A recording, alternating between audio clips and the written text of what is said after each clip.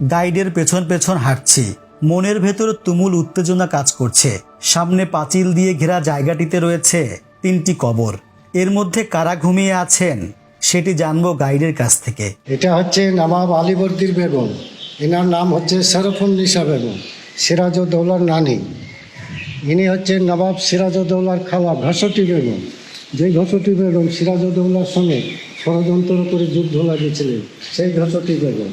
উনি হচ্ছেন সিরাজউদ্দৌলার মা আমিনা বেগম। ডান দিকে খানিকটা উঁচু জায়গায় 17টি কবরের দেখা মিলবে। সবাই সিরাজের কাছের আত্মীয় স্বজন ছিলেন। বিহার, মুঙ্গের ও ঢাকায় থাকতেন তারা।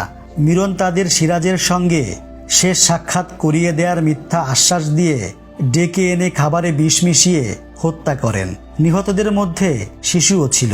খাবারের সঙ্গে বিষ খাইয়ে 17 জনকে যেদিন এসেছিলেন সেই দিনই ইনাদেরকে হত্যা করেছিলেন। এটি সেই দানাসার কবর। 1001 স্বর্ণমুদ্রার লোভে রাজমহল ঘাটে সিরাজকে ধরিয়ে দিয়েছিলেন তিনি। কথিত আছে স্ত্রী পুত্র নিয়ে সেই পুরস্কার আনতে গিয়ে তার করুণ পরিণতি হয়।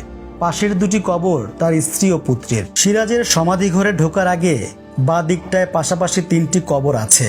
মাঝখানের কবরটি গোলাম হোসেনের। তিনি নবাবের বিশ্বস্ত কর্মচারী ছিলেন।